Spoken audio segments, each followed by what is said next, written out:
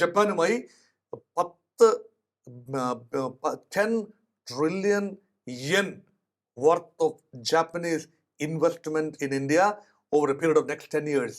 ഇത് കൃത്യമായ ഫിഗേഴ്സ് ആണ്. റഷ്യയുമായുള്ള ഉടമ്പടികൾ നേരത്തെ തന്നെ ദേശീയ സുരക്ഷാ ഉപദേഷ്ടാവ് അജിത് ഡോവൽ മോസ്കോയിലെത്തി നടത്തിയ ചർച്ചകളുടെ ഒരു പരിസമാപ്തി എന്ന നിലയിൽ പുടിൻ മോദി ചർച്ചയിൽ ചില കൃത്യമായ തീരുമാനങ്ങൾ ഉണ്ടായിട്ടുണ്ട്. അതുപോലെ സുഖോയ് 57 ഇന്ത്യയിൽ നിർമ്മിക്കാനുള്ള അനുമതി ലഭിക്കുകയാണ്.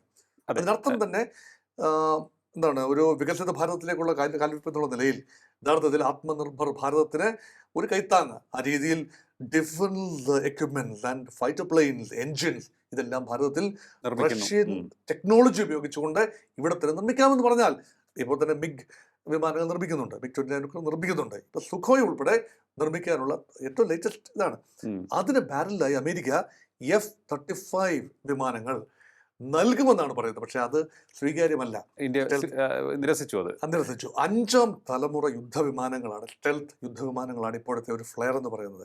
അത് ഇന്ത്യയിൽ മാനുഫാക്ചർ ചെയ്യാൻ ഉള്ള ഒരു തന്ത്രപരമായ തീരുമാനമാണ്. അപ്പം റഷ്യ ബന്ധത്തിൽ ചില നേട്ടങ്ങൾ ബാലൻസ് ഷീറ്റിൽ കാണിക്കാനുണ്ട്, ജപ്പാൻ ബന്ധത്തിലുണ്ട്, ചൈന ബന്ധത്തിൽ മഞ്ഞുരുകി എന്നതിനപ്പുറമായി ചൈനയെ ഒരു പരിധിവരെ ചെക്ക്മേറ്റ് ചെയ്യാൻ കഴിഞ്ഞു.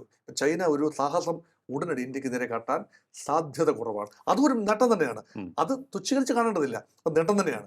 അതുകൊണ്ട് ചൈന ചെക്ക്മേറ്റ് ചെയ്തു, റഷ്യ ജപ്പാനെ കൂടെ ചേർത്തു. മോദിക്ക് ലഭിച്ച ഒരു സ്വീകരണത്തിന്റെ ഓപ്റ്റിക്സ് എടുത്ത് നോക്കിയാൽ Xi Jinping, Narendra Modi, Vladimir Putin, these are the big 3 in Asia. ഇവിടെ ജപ്പാൻ പ്രധാനമന്ത്രി പോലും ആ ഗ്രൂപ്പിൽ അംഗമല്ല, SCOയിൽ അംഗമല്ല, അതുപോലെ പിന്നെ ഇതിലെ ബ്രിക്സിൽ അംഗമല്ല ജപ്പാൻ എന്ന് ഓർക്കണം.